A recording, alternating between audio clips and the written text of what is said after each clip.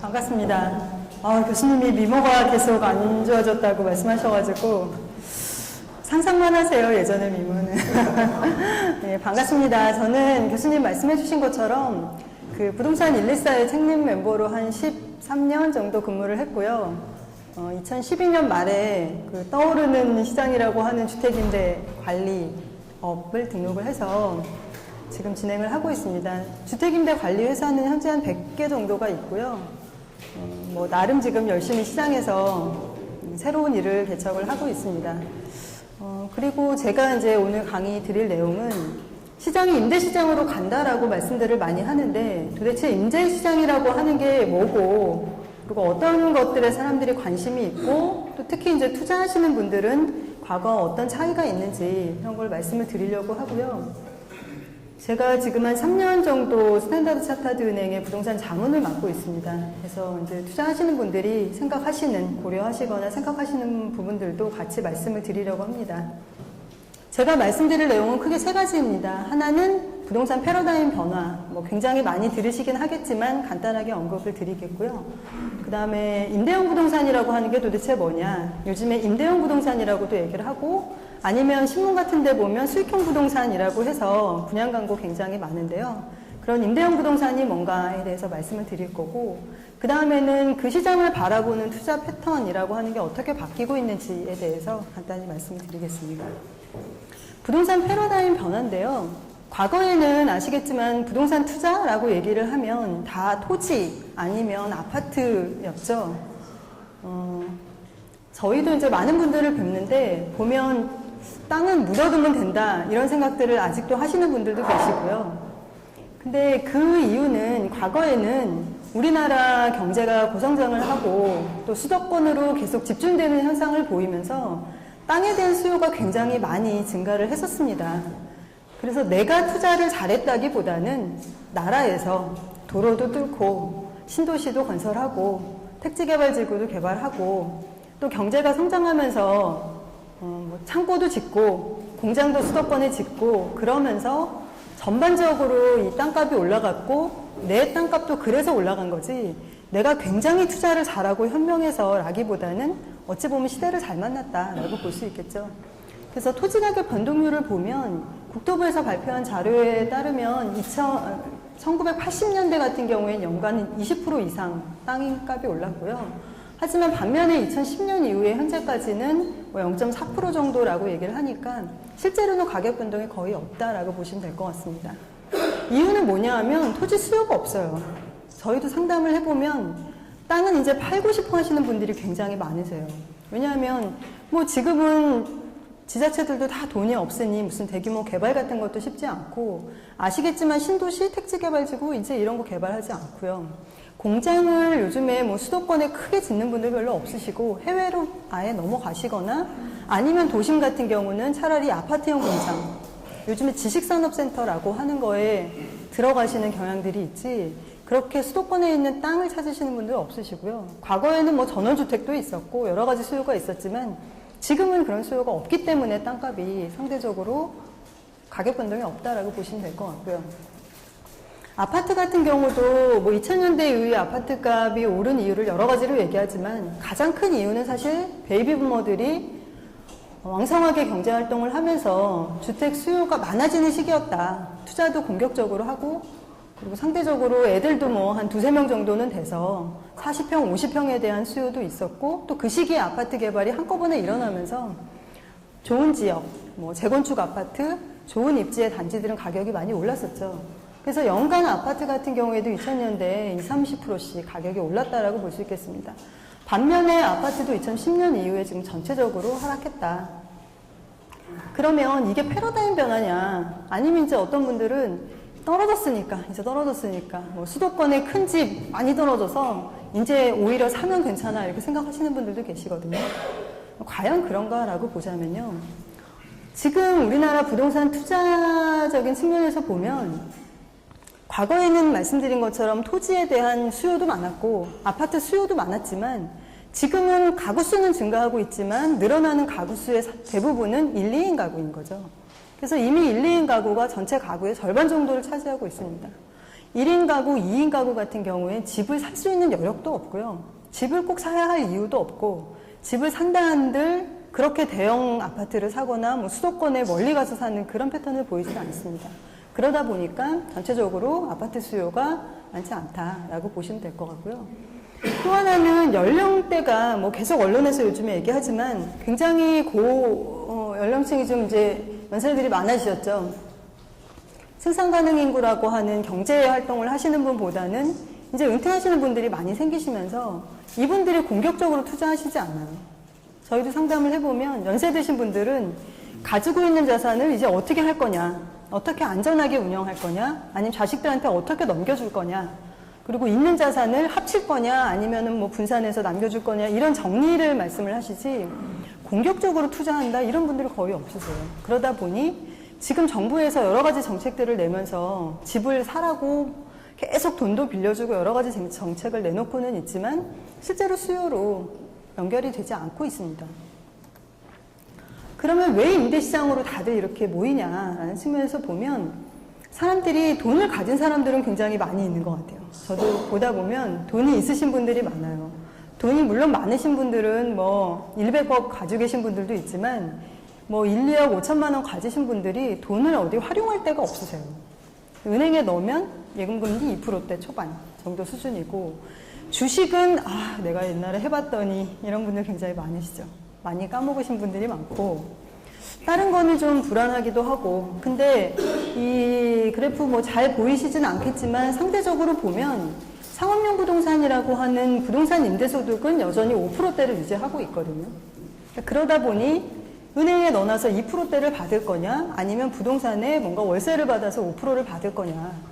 지금 투자하시는 분들이 무슨 뭐 예전처럼 20% 30% 연간 가격 상승을 기대하는 건 아니지만 그래도 안정적으로 은행 예금 금리보다 높다면 그리고 실무자산이니까 뭔가 혹시 가격이 떨어져도 그래도 뭔가 이렇게 남아있는 게 있다라는 생각 때문에 이런 임대용 부동산에 굉장히 관심들을 가지시고요.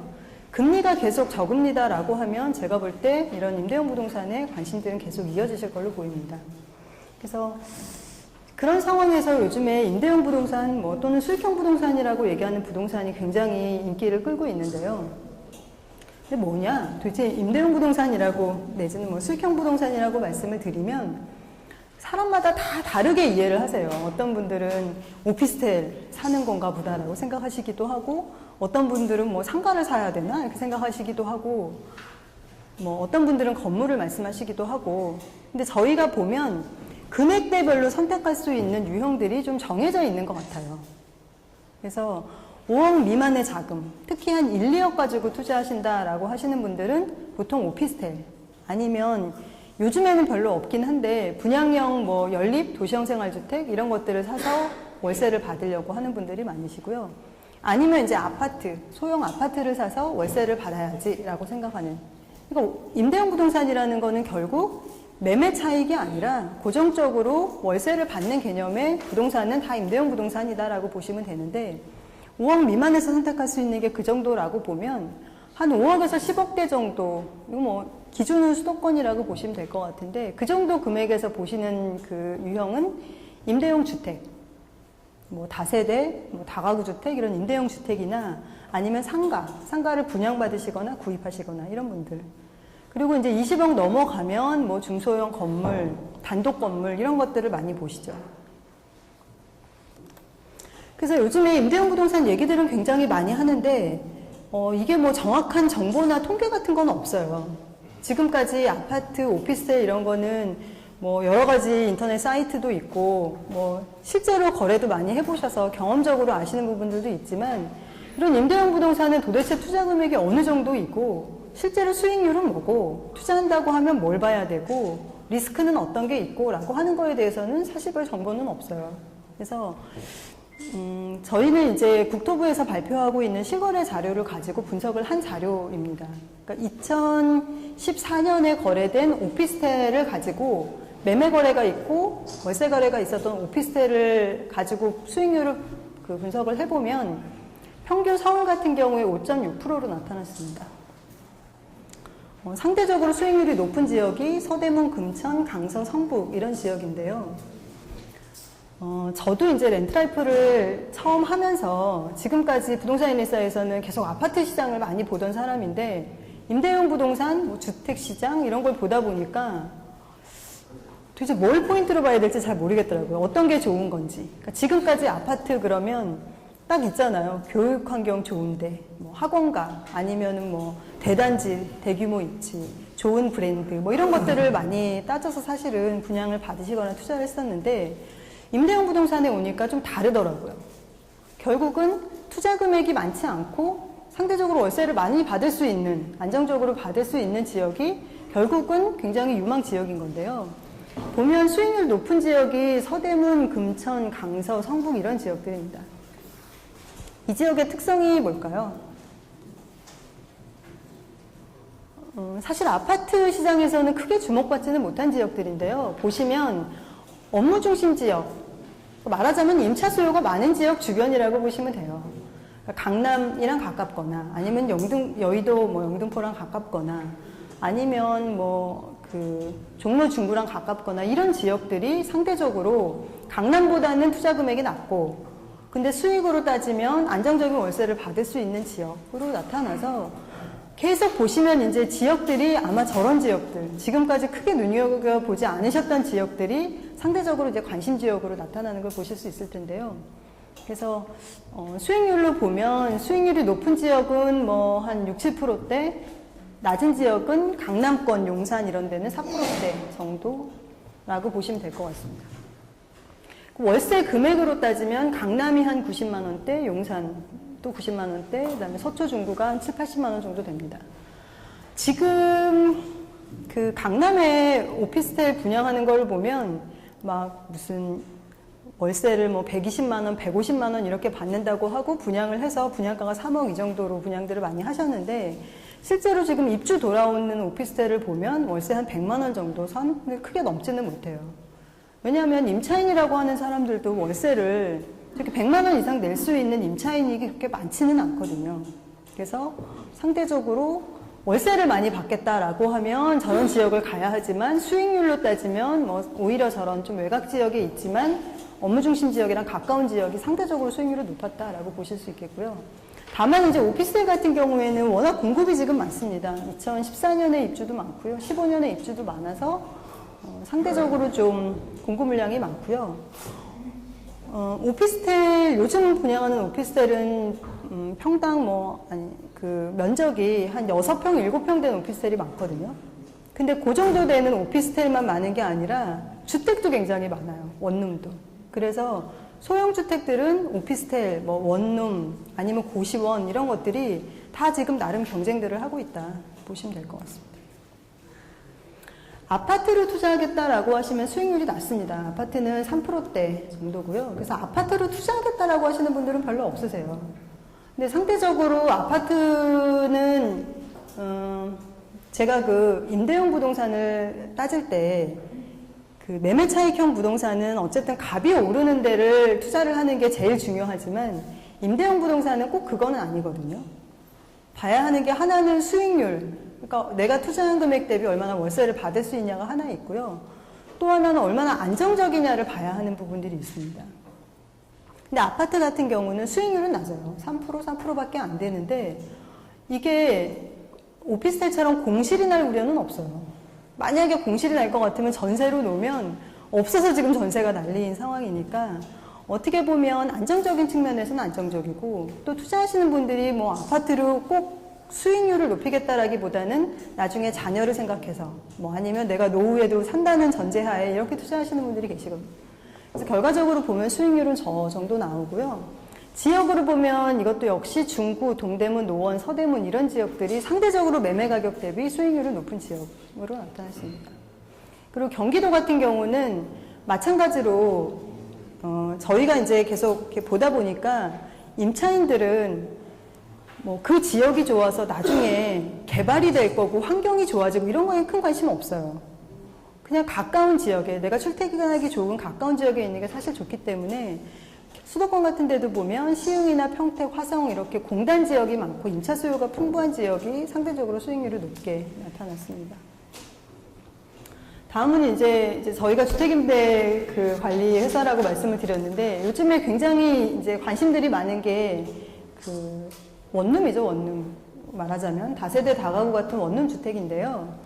이 주택들이 관심을 받는 이유는, 제가 아까 아파트는 수익률은 낮지만 그 안정성이 높다고 말씀을 드렸는데, 이런 원룸 같은 경우는 수익률이 상대적으로 좀 높아요. 수익률이 좀 높기도 하고, 상가 같은 거는 잘못하면은 이제 잘못 사면은 월세 놓기가 어려운데, 뭐 어쨌든 주거는 아까 보신 것처럼 1, 2인 가구가 계속 늘어나고 있으니까 가격만 좀 조정하면 뭐 상대적으로 안정적으로 월세를 받을 수 있다라고 하는 게 있고, 또 하나는 요즘에 제가 다음 특강이 그 정책과 관련된 부분이라고 말씀을 드렸는데, 이 다가구 주택 같은 경우에, 다가구 주택은 법상으로 따지면 단독주택이죠. 그래서 9억 이하의 다가구 주택을 세를 놓으면 1가구 1주택인 경우에는 임대소득세를 내지 않아요. 그러니까 일단 세금 감면 혜택이 있다라고 하는 게 하나 있고요. 또 하나는 노후에 거주도 하면서 소득원을 노리는 사람들이 관심 있어 하는 게 이제 원룸이죠. 내가 아파트 10억짜리를 가지고 있는데 서울에서 이거를 팔고 내가 조그만 아파트를 옮기고 상가를 하나 사자라고 생각을 하면 사실 상가 하나가 되는 건데, 어떻게 보면 이런 원룸을 사면 나는 4층에 거주하고 밑에 월세를 받아야지라고 하는 사람들이 있는 거죠. 그래서 그런 측면에서 원룸에 관심들이 많으신데요. 수익률로 따지면 5.7%가 평균이고요. 지역별로 따지면은 한 7% 정도 나오는 지역들이 있습니다. 저희 렌트라이프도 그 투자용 물건 같은 것들을 중개업소한테 많이 받아서 홍보를 하는 일들을 하고 있는데, 원룸 같은 경우에 나오는 거 보면 보통 뭐 한 7% 정도 얘기들을 하고요. 작년에는 도시형 생활주택 같은 경우에 기금 지원을 했어요. 2%로 건축비에 대해서. 그래서 그 대출을 끼고 있는 거를 사면 뭐 수익률이 높고 이런 식으로 해서 상대적으로 수익률이 다른 부동산보다는 조금 높은 수준이고요. 근데 투자 금액으로 보면 낮지 않아요. 투자 금액은 서울 평균이 한 10억 정도 되고요. 강남권 같은 경우엔 15억 이상. 그 다음에 나머지 지역들도 한 적어도 7, 8억 이상은 줘야 된다. 이렇게 볼 수 있겠습니다. 그래서 제가 이제 임대형 부동산 말씀을 많이 드리다 보면, 아니 강남은 그럼 왜 투자를 하는 거야? 수익률로 보면 다 4%대예요.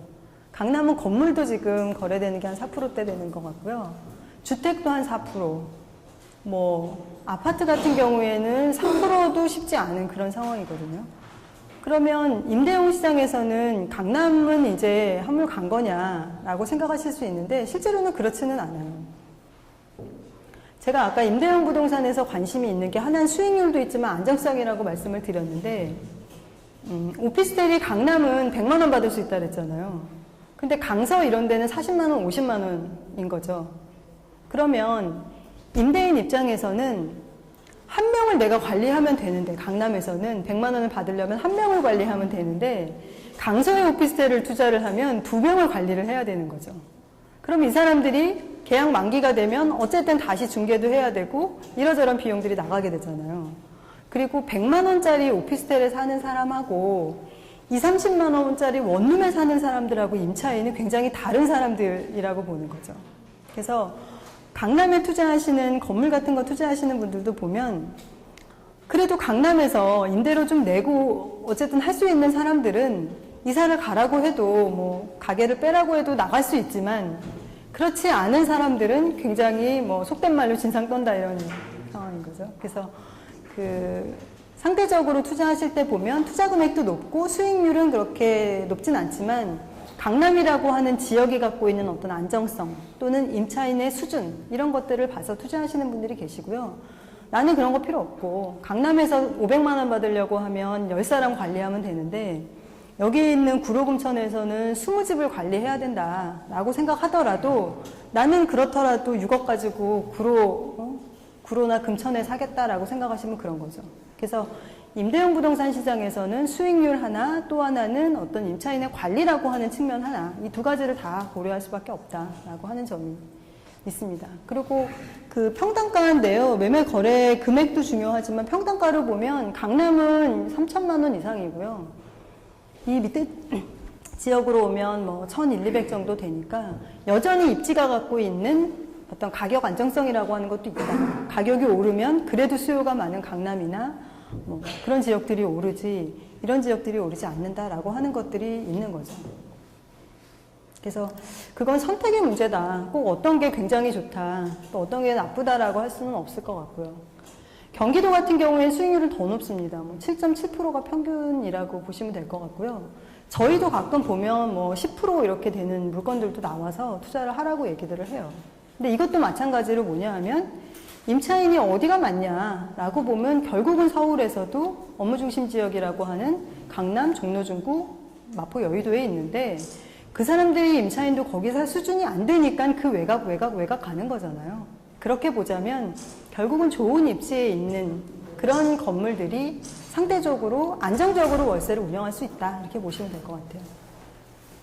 지방은 뭐 더 높아요. 뭐 13%, 15%도 얘기를 하는데 공실 우려가 있는 거죠. 이거는 제가 그 국토부에 거래된 실거래 가격을 가지고 100% 공실 없이 찼다라고 하는 거를 기준으로 지역별로 그 분류를 한 거기 때문에 실제로 그 공실이나 이런 부분들은 반영이 안 됐다 이렇게 보셔야 되죠.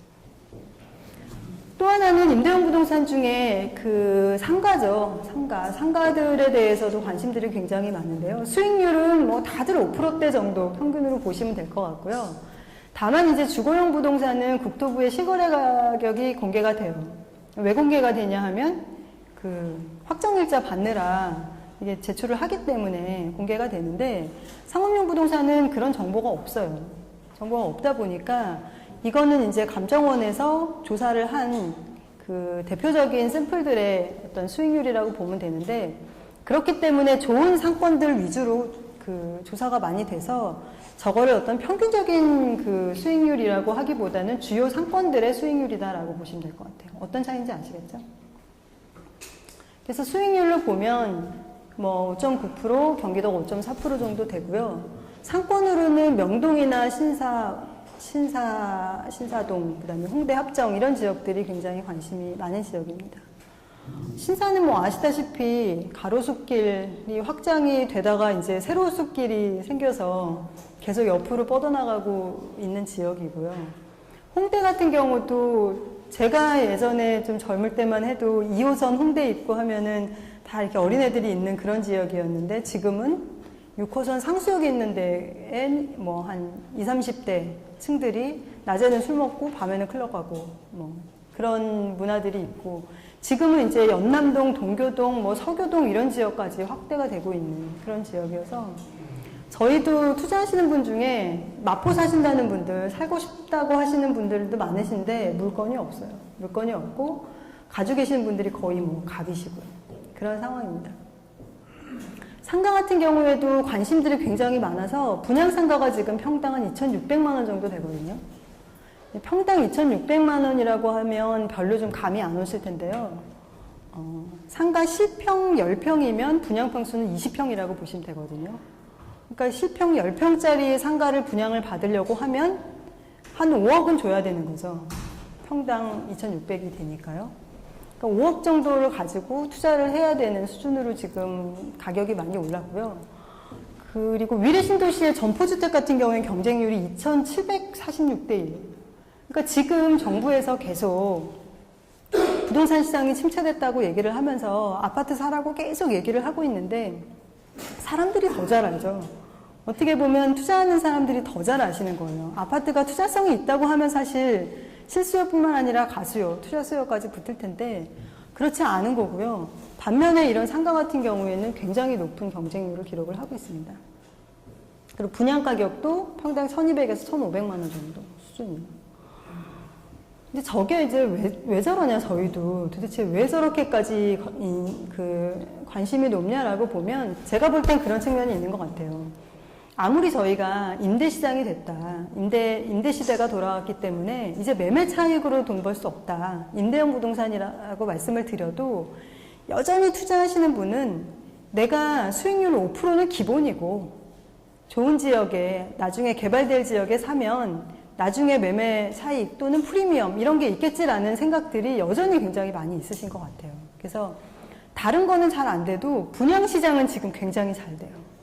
아파트도 분양은 잘 되고 있고요. 상가도 분양은 잘 되고 있고요. 요즘에 그 호텔 분양도 잘 되고 있고요. 오피스텔도 나름 잘 되고 있어요. 그래서 여전히 사람들의 기대감은 내가 5%? 게다가 거기다가 세금 빼고 또 관리하는 부담 들고 하면 실제로는 5%라고 하지만 한 뭐 4%? 뭐 적게는 3점 몇 %? 게다가 공실 우려도 있어?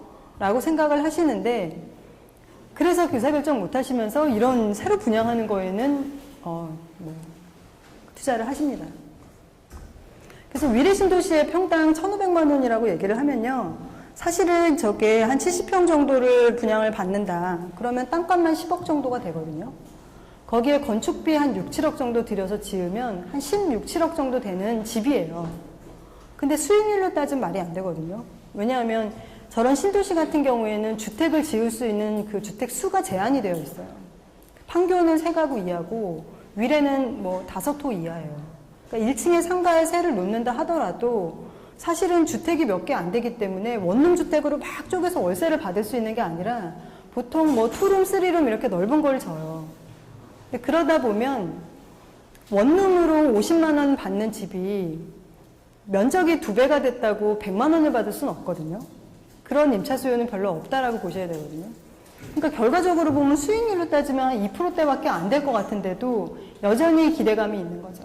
그래서 위례 신도시에 있는 모든 사람들이 거기에 들어서는 2, 3만 호가 다 내 상가의 손님이 될 것처럼 다 내 임차인이 될 것처럼 기대를 하시면서 투자를 하신다.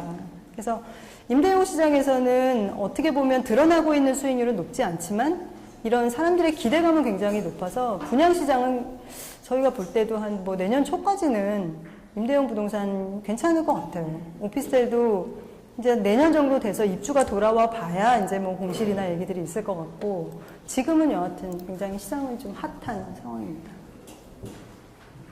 그래서 지금까지 말씀드린 것처럼 임대용 부동산은 뭐 임대용 주택도 있고 오피스텔도 있고 아파트도 있는데요. 수익률로 따지면 다가구 주택 같은 게 수익률은 높은 것 같아요.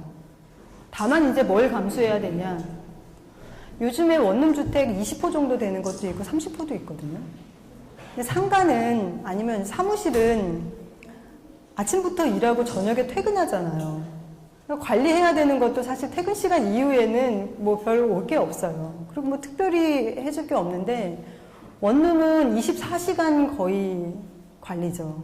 뭐 보일러가 터졌네, 물이 안 내려가네, 뭐가 어떻게 됐네, 뭐 그런 것들이 계속 생기는 거죠. 관리 부담이 굉장히 크다라고 보시면 되죠. 그래서 여튼 다가구, 그다음에 오피스텔, 아파트 순이다. 그래서 오피스텔 같은 경우에는 상대적으로 적은 돈으로 투자할 수 있고 관리 부담은 없죠. 아파트 오피스텔은 관리 부담은 별로 없어요. 그러니까 임차인이 나가면 임차인 찾는 거는 물론 문제지만 뭐 관리라고 하는 거는 다 입주자 대표회의도 있고 그다음에 FM 해주는 회사가 있으니까 사실 그런 부담은 없죠. 다가구 주택은 내가 다 수리업자를 부르든지 내가 뭐 하수구를 뚫든지 해야 되는 상황이라는 거. 근데 지금 임대용 부동산도 작년에 하고 올해 하고 제가 볼 때 굉장히 분위기가 다른 것 같아요. 작년만 해도 사람들이 투자도 그래도 뭐 하려고도 생각을 했었는데 올해 들어와서는 조금 사람들이 이렇게 따져보면 수익률이 그렇게 높지는 않고 관리 부담도 있고 또 소형주택은 많아졌다고 하고 그런 리스크들을 생각들을 많이 하시는 것 같아요. 그리고 계속 이제 언론에서도 얘기 나오는 것처럼 월세 가격이 좀 떨어지고 있는 상황이거든요. 그러니까 워낙 공급이 많기 때문에 월세 가격이 좀 떨어지고 있는 상황이고요. 월세 전환율도 지금 떨어지는 추세입니다. 월세 전환율 뭔지 아시죠? 전세를 월세로 돌렸을 때 몇 프로를 돌릴 수 있냐의 얘기죠. 그래서 여전히 저가의 주택은 뭐 12% 정도를 해요. 그러니까 5천만 원짜리 전세다. 그러면 1,000에 40만 원을 받는데 만약에 보증금을 2,000으로 하면 뭐 30 이렇게 되는 거죠. 근데 지금은 그 전환율이 계속 떨어지고 있어서 6.7%라고 얘기하는데 지금 뭐 아파트 같은 경우에는 5% 이 정도 되는 것 같아요. 왜 떨어지냐라고 보면 실제로는 공급은 많은데 임차인들이 그렇게 돈을 많이 내지는 못해요. 그래서 뭐 사람들의 기대감은 아까도 말씀드린 것처럼 뭐 50만 원짜리를 면적이 조금 크면 뭐 80만 원, 100만 원 받을 수 있는 줄 알지만 현실적으로는 그렇지 않다. 그 돈을 쓸 사람들이 많지 않다. 라는 겁니다. 그래서 하여튼 이제 유형별로 봤을 때 이제 부동산 시장이 그렇고요. 지금 이제 투자하시는 분들에서 고민하시는 것들은 어떤 게 있냐면, 예전에 매매 차익형 부동산은 걱정이 없었어요. 그냥 사두면 가격이 오르면 팔면 되는 그런 상황이었는데, 지금은 그렇게 해서는 임대형 부동산에서 수익도 못 내고 공실도 못 채우고 운영도 안 되는 거예요. 그래서 지금은 이제 부동산 투자하시는 분들이 나름 좀 창업 마인드를 갖고 계세요. 어떻게 운영을 할 건지, 그리고 어떤 거에 투자를 해야 하는지, 그리고 어떤 지역을 선택해야 하는지 이런 거에 대해서 관심들이 좀 많이 있으시고요. 그런 측면에서 보자면 고객에 대해서도 좀 관심이 있으시고, 그다음에 PR 마케팅 또는 수익률을 높이기 위한 여러 가지 좀 전략들이 있습니다. 이거는 개인도 이렇게 하시고요. 기업들도 마찬가지예요. 저희 같은 주택임대관리 회사들 같은 경우도 이런 거죠. 내가 찾는 고객이 어떤 사람들인지, 그 다음에 임차인을 찾으려고 하면 어떤 마케팅을 해야 하는지, 그 다음에 수익률을 높이기 위한 전략. 그러니까 이게 단순히 개인들의 얘기는 아니고요. 기업도 마찬가지로 이런 것들을 현재 고민들을 많이 하고 있습니다. 지금까지 아파트 시장에서는 임차인에 대한 고민이 없었어요. 저도 부동산 114 뭐 10년 넘게 다녔지만 아파트 전세 세입자에 대해서 관심 가져본 적은 별로 없어요. 왜냐하면 전세 세입자가 결국은 나중에 집을 사는 그 실수요자 내지는 투자자인 거잖아요. 그래서 둘의 차이가 별로 없어요. 뭐 가지고 있는 분이나 세입자나 별 차이가 없는데, 지금 임대시장은 굉장한 차이가 있어요. 아까 제가 말씀드린 것처럼 원룸주택 하나 살려고 그러면 서울에서는 10억 이상 정도 되는 자산가여야 하는데, 거기에 사는 임차인은 월세 40만 원, 50만 원 내는 사람들이라는 거죠. 그래서 굉장히 달라요. 근데 지금까지 이 주택임대 시장에서도 그런 거에 대해서 별로 고민들을 못 했었어요. 그냥 부동산 가격으로 보고 뭐 수익률로만 따져봤는데, 막상 이제 운영을 해보니까 임차인이 굉장히 중요하고 그 임차인이 누군가가 굉장히 중요하다라는 거죠. 그래서 아까 제가 말씀드린 것처럼 지금 1, 2인 가구가 많이 늘어나고 있는데 1인 가구의 월평균 소득은 150만 원이 채 안 되는 상황입니다. 제가 아시는 분 중에 한 분이 상봉동에 아버지가 가지고 계시던 땅에 임대용 아파트를 지었어요. 25호 정도 되는, 25호 되는 아파트를 지었는데, 그분이 나름 전문 직종에 있으신 분인데, 아버지가 주신 땅이기도 하니 나는 임차인한테 뭔가 기여를 하겠다 이렇게 생각을 하셔가지고 집을 정말 잘 지으셨어요. 뭐 뒤에 잠깐 제가 보여드리겠지만 막 소나무도 막 심어놓고 뭐 굉장히 잘 지으셨어요.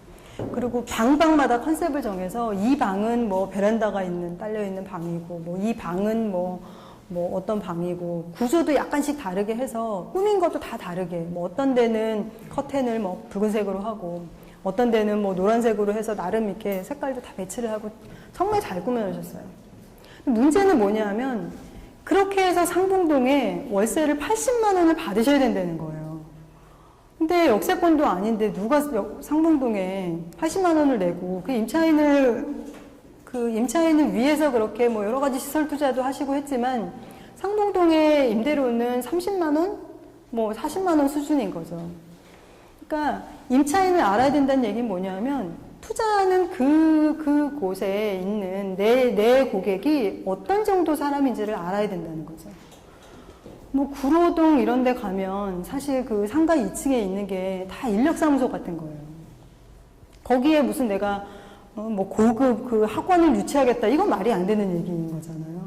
그러니까 그 지역에 어떤 임차인이 많은 지역이고 내 임차인은 얼마 정도를 쓸 수 있는 임차인이냐를 가지고 거기에 기업에서 투자를 하든 개인이 투자를 하든 임대용 부동산에 여하튼 운영 관리를 해야 된다는 거죠. 그래서 최근에는 저렇게 1인 가구로 다 했더니 1인 가구들이 뭐 그 월세 내는 것들도 사실 쉽지 않은 데다가 너무 이사를 많이 해서 오히려 최근에는 투룸을 좀 적절히 섞어 짓고 있는 그런 분위기입니다. 그래서 상대적으로 월세 수익만 중요한 게 아니라 뭔가 이렇게 안정적인 임차인들이라고 하는 게 좀 중요하다라고 하는 점들이 최근에 좀 많이 관심들을 보이고 있고요. 임차인이라고 하는 사람들이 어떤 사람들이냐라고 렌트라이프가 조사를 한 결과인데요. 저희가 보니까 아까 말씀드린 것처럼 아파트는 뭐 그 아파트의 아파트를 구하는 요건이 뭐 학군이 좋아야 되고, 뭐 교통이 좋아야 되고, 그 다음에 뭐 단지 규모가 커야 되고, 뭐 주변보다 시세가 어때야 되고 이런 것들이지만, 임차인이 집을 구할 때 패턴은 가장 큰 거는 경제적인 거죠. 얼마짜리 집을 사야 된다. 뭐 얼마짜리의 월세를 구한다라고 하는 경제적인 게 일단 제일 크고요. 그 다음에 서울 같은 경우에 집의 상태가 굉장히 중요하게 그렇게 나타나고 있고, 그 다음에는 교통 편의성. 그러니까 서울만 해도 저희도 이제 투자하시는 분들 보면 그 지하철 뭐 역세권이어서 투자하신다는 분들이 계세요. 저희가 말씀드리죠. 서울의 지하철 역세권이 아닌 데가 도대체 얼마나 있냐고 말씀드려요. 서울은 웬만하면 다 역세권이기 때문에 오히려 교통 편의성이라고 하는 게 그렇게 요즘엔 중요하지는 않은 것 같아요. 오히려 집의 상태가 굉장히 중요하고요. 반면에 이제 수도권 같은 경우에는 교통이 굉장히 중요하게 그렇게 나타나고 있습니다. 그리고 이미 거주하시는 분들이 이사할 때는 뭘 중요하게 생각하냐라고 하면 새 집에 대한 요구가 굉장히 컸어요. 특히 요즘에는 집을 새로 많이 짓다 보니까 사람들이 새 집에 대한 욕구들이 굉장히 좀 많았다. 그래서 뭐 임대형 부동산 뭐 정책적인 것도 있고 여러 가지도 있겠지만 일단은 임대인들이 집을 굉장히 잘 깨끗하게 관리를 하는 것부터 중요하다라고 하는 거고요. 요즘에는 그 임대형 주택, 오피스텔도 마찬가지고 원룸도 마찬가지고 뭐 심지어 고시원도 마찬가지인데 다 이런 시설물들이 굉장히 많죠. 풀옵션, 뭐 풀퍼니 시스템, 뭐 여러 가지 얘기들을 하면서 굉장히 그런 시스템을 잘 갖춰져 있습니다. 근데 그것도 보면 선호도가 좀 있죠. 여성분들 같은 경우에는 CCTV 이런 안전장치가 굉장히 중요하고 남성분들 같은 경우에는 오히려 편리한 거, 엘리베이터 이런 것들에 관심들을 많이 가지고 계시고요. 최근에 주택임대 그 관리하시는 분 보니까 그것도 좀 유행이 있어요.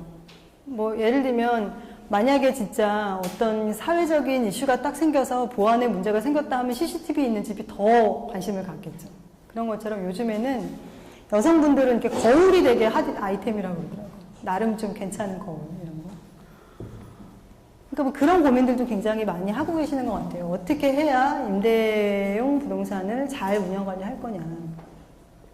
그리고 집을 구하는 시기도 아파트랑은 좀 다르게 굉장히 다양하게 나타났어요. 뭐 수시로 구하신다는 분도 있고, 뭐 2달 전, 3달 전, 뭐 여러 가지로 좀 나타나고 있습니다. 그리고 임차인들 같은 경우에 보면 이제 매물을 구할 때 뭐 적절한 매물을 찾기 어렵다라고 얘기하는데 이거는 저희가 보니까 아파트 오피스텔은 가격대라는 게 있어요. 여러분도 아시겠지만 시세라는 게 정부에서도 뭐 공개하는 게 있고, 그 다음에 개인들이 보는 뭐 그런 정보도 있고 민간에서 제공하는 정보도 있는데 이런 무슨 고시원이나 원룸 이런 거는 잘 모르니까 내가 구한 집이 도대체 잘 구한 건지 적절한 가격인지에 대한 것들이 별로 없어서 사실은 이제 그런 정보들이라고 하는 것도 최근에는 많이 좀 사람들이 관심을 갖고 보강을 하고 있는 상황입니다. 그리고 뭐 매물은 중개업소에서 많이 찾는 걸로 나타났고 이거 역시 중개업소가 서비스를 잘해서 중개업소에서 찾는 건 아닌 것 같고요. 지금 인터넷에 제공되는 정보들은 다 아파트 오피스텔 정보가 많아요. 왜냐하면 인터넷에 제공되는 정보가 그 중개업소들이 회비를 내고 인터넷 사이트에 가입을 하는 구조다 보니까 아무래도 중개 수수료가 많은 거 그런 쪽으로 사람들이 관심도 많고 보니까 그런 중개업소들이 가입을 많이 해서 인터넷 서비스는 대부분 다 아파트 오피스텔이 많고 아니면 이제 동네마다 운영하는 중개업소들이 운영하는 그런 사이트들이 있어서 임차인들 입장에서는 집 구할 때 어디 볼 게 없는 거죠, 지금 상태에서는. 그래서 사실 렌트라이프 같은 경우에도 인터넷에서 열심히 서비스를 하고 있는데 뭐 아직까지는 그렇게 이게 그 예전에 아파트 투자하시는 분들처럼 일상적으로 정보를 찾는 게 아니라 구할 때만 그냥 보니까 뭐 특별히 어디에 쏠리는 정보는 별로 없는 것 같아요.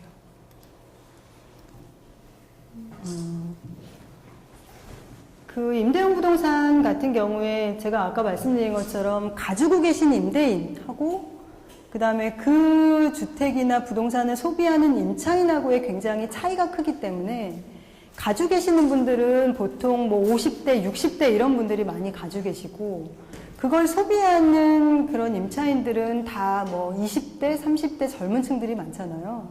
그래서 보시는 이 정보도 굉장히 차이가 있어요. 투자하시는 분들 같은 경우에는 나름 이게 금액대가 크니까 뭐 신문이라든지 뭐 인터넷도 좀 나름 큰 매체라든지 이런 것들을 주로 보시는데, 그래서 매물을 홍보하실 때도 그런 데들에 많이 홍보를 하죠. 뭐 언론에 홍보를 하거나 아니면 인터넷 포털 같은 데 등록을 하거나 그렇게 운영들을 하고 계시고, 아니면 이제 전문 사이트 같은 데 홍보를 하고 계시는데, 반면에 임차인들은 또 그렇게 구하지는 않아요. 임차인들은 아까 보신 것처럼 중개업소에서 구하는 패턴들이 많으시고, 아니면 아예 저가 같은 경우에는 직거래 사이트 같은 데서 많이 구하세요.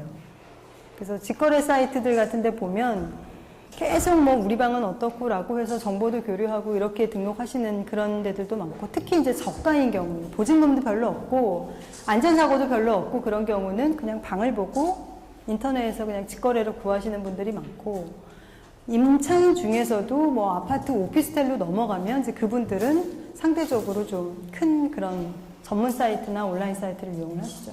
그리고 요즘에는 모바일 정보 같은 것들도 임차인들은 많이 이용을 하고, 그래서 임대인하고 임차인하고가 굉장히 차이가 있기 때문에 아까 제가 그 투자자분들도 창업 마인드를 가져야 된다고 말씀을 드렸잖아요. 연구를 하셔야 되는 거죠. 그래서 임차인들이 어떤 거에 관심이 있고 어떤 정보들을 이용하고 어떤 패턴으로 움직이는지를 보셔야 임대사업을 잘할 수 있는 거지, 이게 과거의 부동산 얘기하듯이 그냥 저한테도 그래요. 저한테도 뭐라고 말씀을 드려도 여전히 그래서 어디에 살까요? 뭐 서대문에 살까요? 아니면 뭐 마곡의 오피스텔 어때요? 이렇게 말씀을 하시거든요.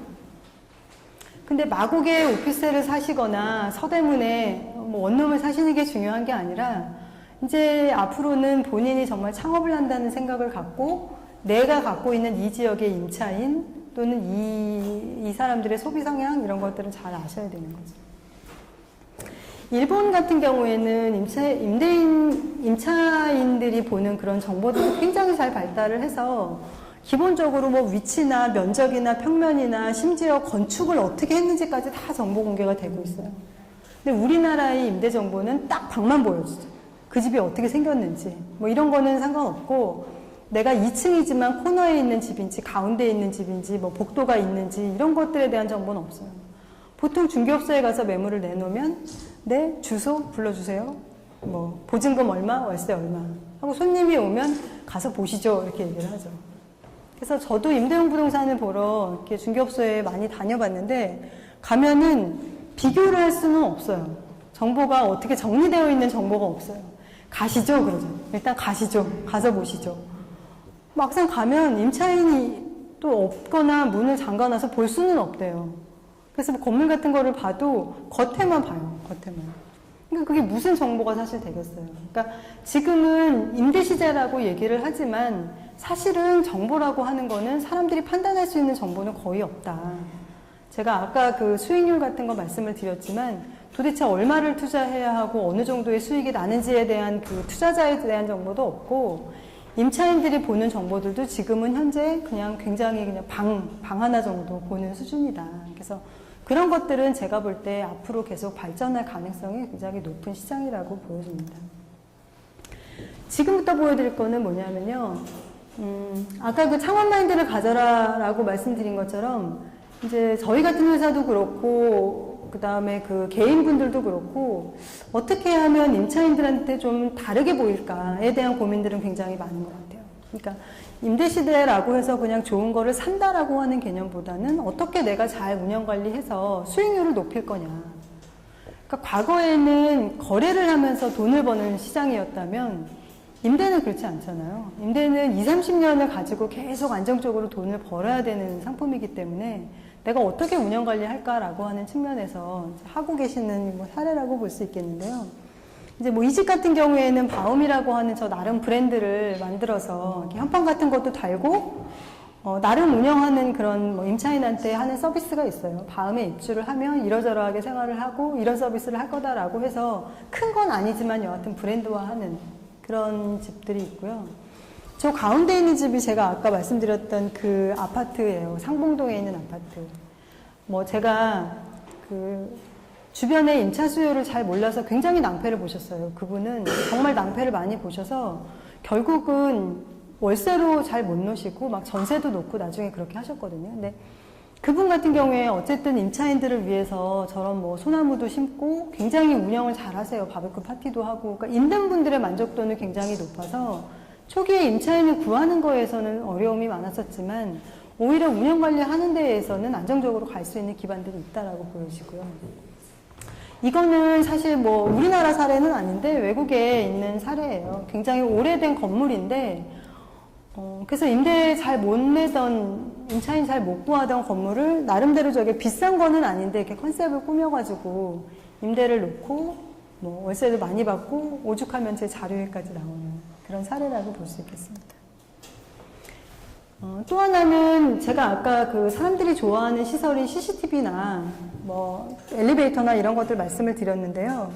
그런 안에 있는 소품들이 사실은 그렇게 큰 돈이 들어가는 거는 아닌데 나름대로 좀 임차인들한테는 어필을 하는 것들이죠. 그래서 뭐 이런 그 무인 택배 시스템이라든지 특히 여성분들은 택배 기사 들어오는 거 굉장히 위험하게 생각하잖아요. 그런 시스템을 갖춘다든지 아니면 1층에 저런 키, 보안 키 같은 거를 단다든지 아니면 이제 이분은 역삼동에 계신 분인데 굉장히 그 정원을 잘 꾸며놓고 저게 큰 공간을 차지하지는 않는데 다른 집에 비해서는 뭔가 새로운 어떤 정보 공간 그런 것들을 제공하고 저기서 이렇게 막 수다 떨고 노는 걸 굉장히 좋아하시는 그런 분이시고요. 그 다음에 이제 지하에 아예 이런 임차인들을 위한 공간을 꾸미신 분도 계세요. 그래서 책도 갖다 놓고 옆에 커피 같은 것도 있고 나오진 않았지만 물고기도 있고 막 그래요. 그래서 임차인들에게 뭔가 새로운 어떤 그런 서비스를 제공하는 그런 분들이 지금 많이 있으신 상황이고요. 근데 저희도 지금 이제 주택임대관리회사 제가 아까 말씀드렸을 때 한 100개 정도 회사가 있다고 말씀을 드렸는데 올해 2월부터 제도가 도입이 됐거든요. 근데 8월 기준으로 지금 100개가 넘었으니까 사실 이 주택임대 관리에 대해서 정말 관심들이 많으세요. 그래서 대기업들도 진출을 굉장히 많이 했고요. 뭐 대표적으로 KT라든지 아니면 뭐 신영이라든지 대우라든지 현대라든지 코롱 뭐 이런 회사들도 다 지금 뭐 직접 진출을 하든 자회사를 통해 진출을 하든 하시거나 아니면 기존에 뭐 우리관리처럼 아파트 FM 시설 관리하던 회사가 아예 주택임대 관리 쪽으로 오거나 아니면은 상업용 부동산을 관리하는 뭐 젠스타라든지 이런 상업용 부동산 관리 회사들, 글로벌 PMC 이런 회사들도 주택임대 관리 쪽으로 지금 등록을 하거나 해서 주택임대 관리 시장이 굉장히 커지고 관심들은 많은데요. 근데 사실 아직까지는 그렇게 그 돈을 벌거나 잘 되진 않아요. 왜냐하면 결국은 이게 운영을 해야 되고 잘 관리를 해서 수익을 내야 되는 거잖아요. 1, 2년에 돈을 버는 개념이 아니라 20년, 30년에 돈을 벌어야 되는 그런 개념인데 주택임대 관리 회사들이 관리를 하려고 하는 주택이나 아니면 뭐 기존의 임대용 부동산에서 보면 괜찮으면 분양을 하면 될 것 같은 거예요.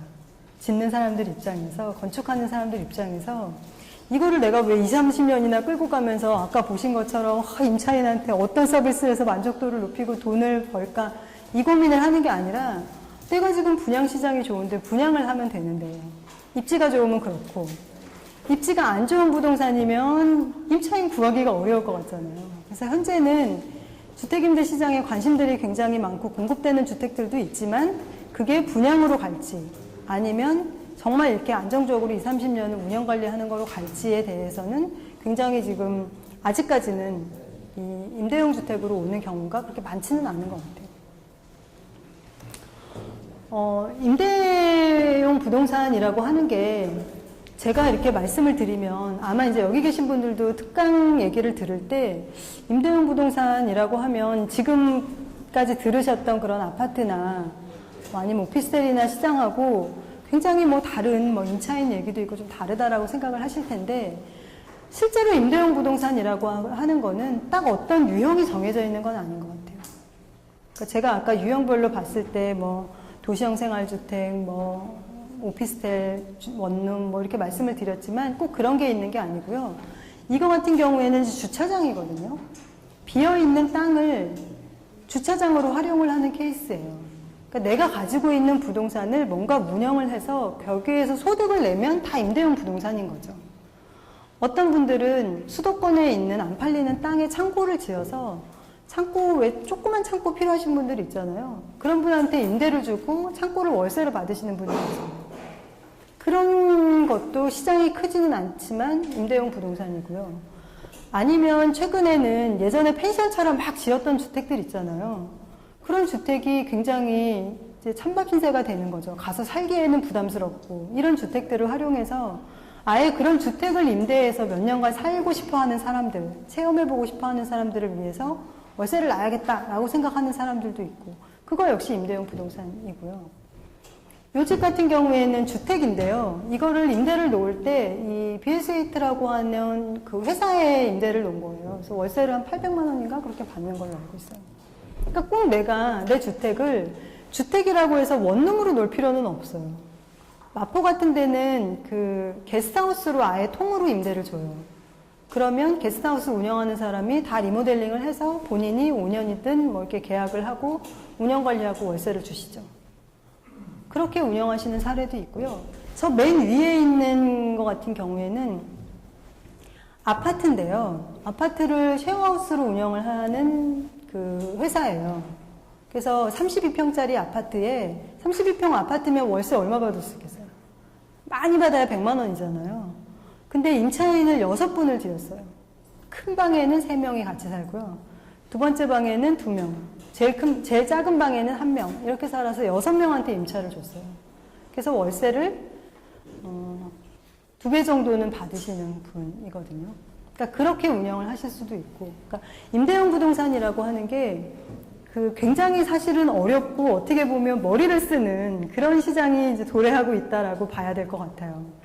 그래서 뭐 산업이나 이런 측면에서도 그렇고 개인적인 측면에서도 그렇고 주택임대 관리업 또는 주택임대에 대한 어떤 뭐 투자 아니면 상업용 부동산도 마찬가지고 그거를 내가 어떻게 하면 가치를 높여서 운영할 거냐 또는 뭘로 운영할 거냐 내 임차인을 기업한테 줄 거냐 아니면 개인한테 줄 거냐 개인도 어떤 개인한테 줄까? 아까 제가 말씀드렸던 것처럼 월세 100만 원 낼 수 있는 사람한테 줄 거냐 50만 원짜리 사람한테 줄 거냐 여기에 따라서 투자해야 하는 부동산도 다르고 입지도 다 다르다 보시면 될 것 같습니다.